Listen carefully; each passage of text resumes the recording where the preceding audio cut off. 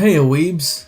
Since it's been a while, I've decided to do another episode of the Easily Amused Weeb, and talk about an anime that I feel was very unfairly treated by the community, at least among the parts I was active in. Today, we're gonna talk about Handshakers. This anime came out in the winter season of 2017, and was met very quickly with a lot of ridicule, being labeled as a bad anime. While the series isn't the greatest, it's certainly far from a bad anime, it's just okay.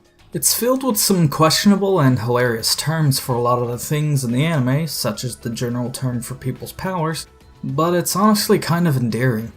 Handshakers is an original anime by the studio Go Hands with the help of the production company Frontierworks and publisher Kadokawa. It's an action-oriented anime with superpowers that is a battle series, but leans towards the death game subgenre quite a bit because of the similar rules it sets early on. The series follows Tazuna Takatsuki, a student who tinkers with and repairs all sorts of gadgets, electronics, and mechanical things.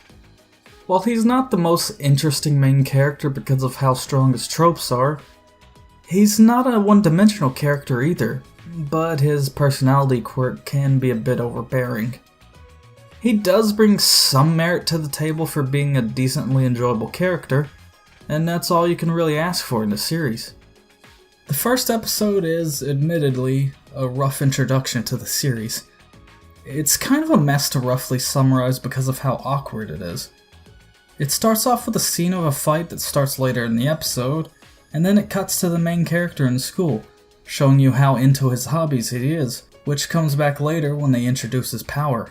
Quickly after, we're introduced to the main heroine, Kuyori Akutagawa, which leads into Tazuna being turned into a handshaker, and his reasons to go through with fighting other people are revealed. All within the span of about 5 minutes. To add on top of that, the first episode serves as this massive info dump, which is a really awful way to start a series. To the credit of the series though, the second episode does dump some more information on top of us, but it's a lot better executed than the first episode, and it explains what exactly a handshaker is. After such a rough start, I can understand where people are coming from for thinking that it's a terrible show, but it gets much better. The basic plot of the series is that superpowered pairs are chosen by God, who get whisked away into an alternate space when they meet so they can fight. Also, they can fight God at the end of the journey to supposedly obtain a wish. I loosely say that this series is within the death game subgenre because it follows the structure and roughly the same plot that those kinds of series do. But the twist on it is that the only person who seems to risk dying is Kuyori, because she has some sort of ailment that drains her of her life force, making her unable to do anything without holding Tazuna's hand. It's a little awkward at first and creates some really questionable moments because of it, both in writing and execution. There's no real risk for anyone else in the series because the power of their Nimrods, that being the name of their powers that they use in the alternate space called the Ziggurat, can't actually kill people. The worst that ever happens is people get bloody, and at best, they just lose their powers. While the first episode of the series focused on the introduction, info dumping, and starting up the first fight, the following episodes focus on how our main pair interact together, while also setting up some stuff for future episodes. A lot of this is pretty nice for the series, but it starts off with some pretty awkward scenes that lead to out-of-place fan service. After that, the series follows a pretty basic structure that can be very predictable at times, since it's somewhere close to a battle of the week type of thing. They typically introduce a character, spend time with the character, and then fight them. Not too much variation between that. They sprinkle bits of story here and there, but honestly, the story isn't really there. Everything you see in the first couple of episodes is basically the story, and the rest of the episodes just add little bits with some character development. In fact, you can probably guess where a good portion of the story will be going because of how bare it is. The series is more focused upon the battles, which is shown with how much effort seems to be put into them, making the powers of the characters' Nimrods, with exception to the first opponent, fairly interesting. It's also fairly clear, though it's never really explained, that the Nimrods are all based upon their users' interests, as is shown with Tazuna's. The battles never seem to last too long though, and the way they start is described towards the middle of the series, which fills some confusion you may have about how the enemies just know where the other handshakers are. After the third episode, the rest of the series is pretty much spent attempting to develop the characters and explaining more about the mysteriousness of handshakers. But the development isn't done very well. You can see a lot of the groundwork there, but the main pair gets little development in between the fights.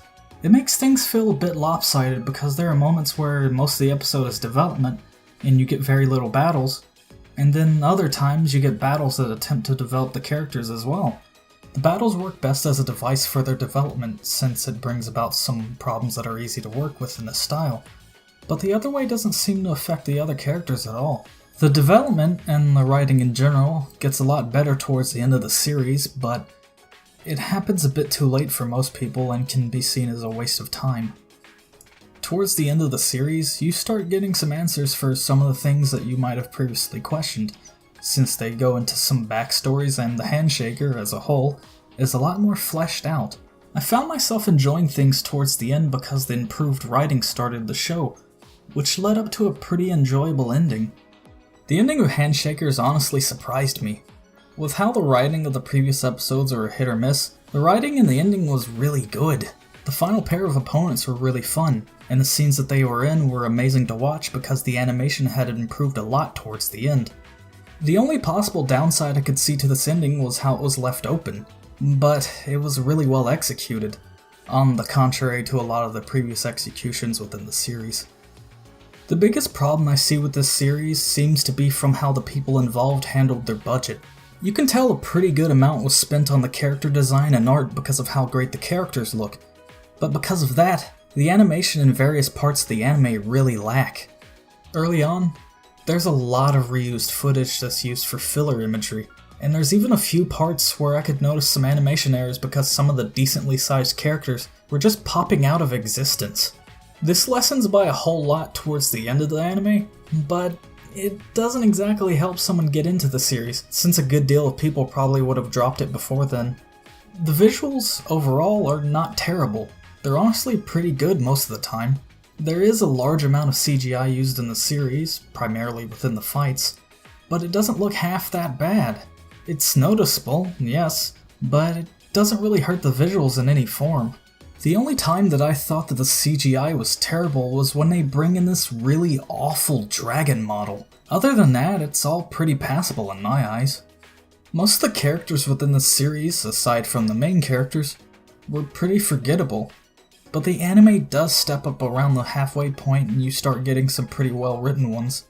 While some of the earlier ones were practically unknown, the ones we get to understand and know more end up being pretty enjoyable, albeit a few of them having a single defining trait as their personality. Out of all the characters, the only one that could have used some more work is Tazana's friend and student council president, Lily. She's seemingly decent at first, but once you get to know her, you find out that her defining trait is that she's a brocon, and that's all she's known for.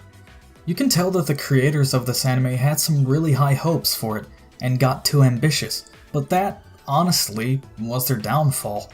There's a lot of really interesting ideas you'll notice throughout the anime, but nothing was really fleshed out save for a few things towards the end. If everything was handled with a bit more care, I really believe that the anime community would have really enjoyed this. Underneath all the messy things that people usually get driven away by, there was something really enjoyable to be found, but it just took way too long for that to be seen. Handshakers is something that I really enjoyed, and despite of its flaws, I grew to really like it. On the enjoyment scale it gets a 3, and on the technical side of things, a 2, a 3E2 star. This should be pretty enjoyable for anyone that's new to anime, and you may find yourself enjoying it even within the intermediate experience level of viewing. A little bit of interesting news snuck up on me while I was writing this. This anime has a sequel that just kinda started airing this current anime season. It's called Wise, and its first episode fixed a lot of the problems that I saw within the first episode of Handshakers.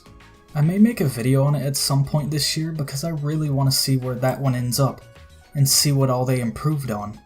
I hope you guys enjoyed this review, and if you liked it, I'd appreciate it if you could share this with your friends. I would also love it if you let me know what you thought about both the series and this video. See you weebs later.